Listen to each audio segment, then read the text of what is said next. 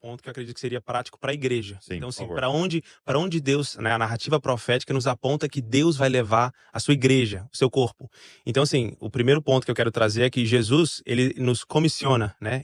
Ele nos comanda a saber o tempo e a estação. Então, você vai ver em Mateus 16, Jesus chama os fariseus, né, os líderes ali da nação de Israel e fala, olha, vocês são hipócritas, porque vocês olham para o céu avermelhado, vocês sabem que vai fazer sol, vocês olham para o céu nublado, vocês sabem que vai chover, mas vocês não conseguem discernir os tempos e as estações de Deus. Meu Deus. Então é muito penoso para o povo de Deus tratar a narrativa profética com indiferença. Assim, não, eu não vou me envolver com isso, porque o que eu quero é amar o Senhor.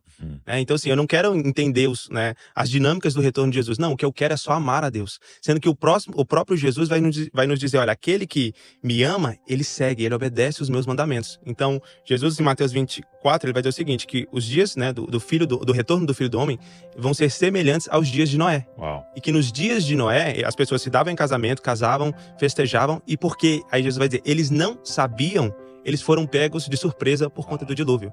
Só que ali, Douglas, Jesus não está dizendo não sabiam por falta de informação. Então você vai ver o próprio apóstolo Pedro, ele vai dizer isso, que Noé, ele era pregoeiro da justiça. Quando você vai estudar, né, alguns escritos judaicos, então, por exemplo, Josefos, não só ele, mas você tem outros judeus que eles acreditavam que Noé, ele de fato pregou, assim, com palavras, né? A gente fala, não, Noé não pregou com palavras.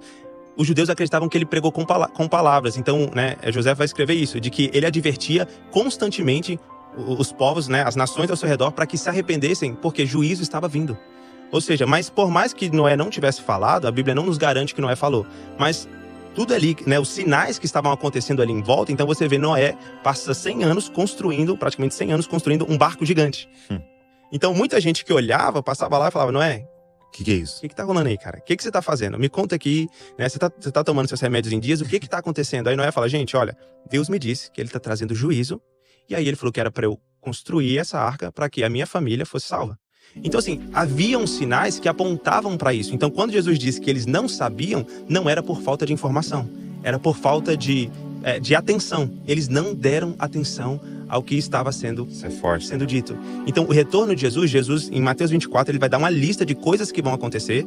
E aí, quando Jesus compara o seu retorno com esses dias, não é por falta de informação, é por falta de atenção. Pessoas não vão prestar atenção à mensagem de que, de fato, existe o dia do Senhor, um dia de juízo, um dia difícil vindo aí, e que existe uma preparação que Deus espera de nós. Né?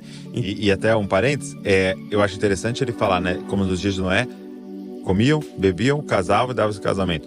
Ele fala de coisas tão rotineiras e comuns e não pecaminosas. Então é o que você está falando, é muito mais a ver com distração, né? Isso. Claro que também muito pecado e injustiças acontecendo na época de Noé, mas ele cita essas questões, né, de tipo assim, eles estavam desatentos, ignorando essa é a palavra, Douglas.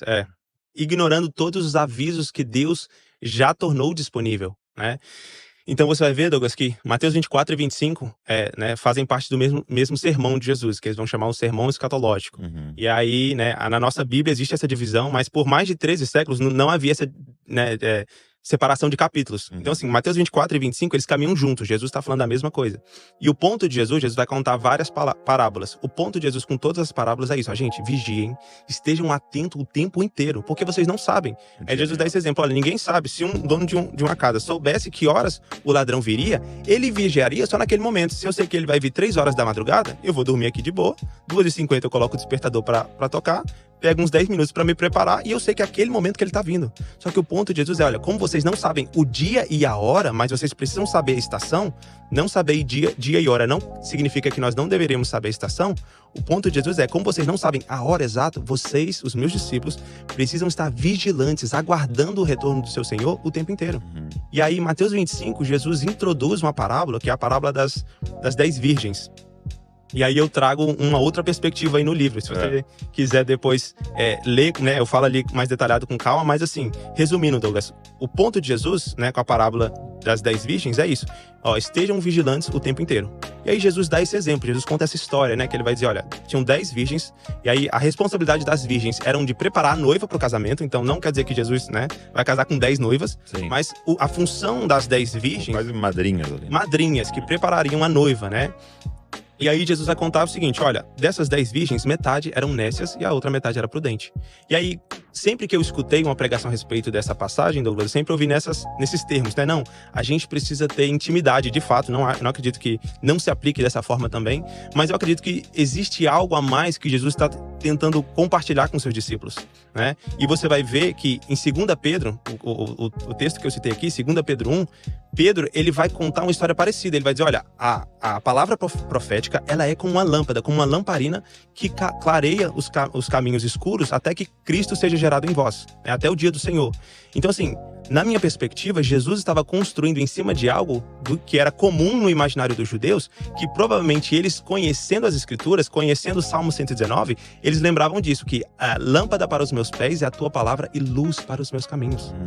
Então, ou seja, qual que é o ponto de Jesus com a parábola das 10 virgens, que eu acredito, né? Que Jesus está dizendo, né, ensinando os seus discípulos a responsabilidade de se prepararem. Então, né, quando o ponto de Jesus é esse. Então, as 5 virgens que se prepararam, elas tinham a lamparina e elas tinham azeite também.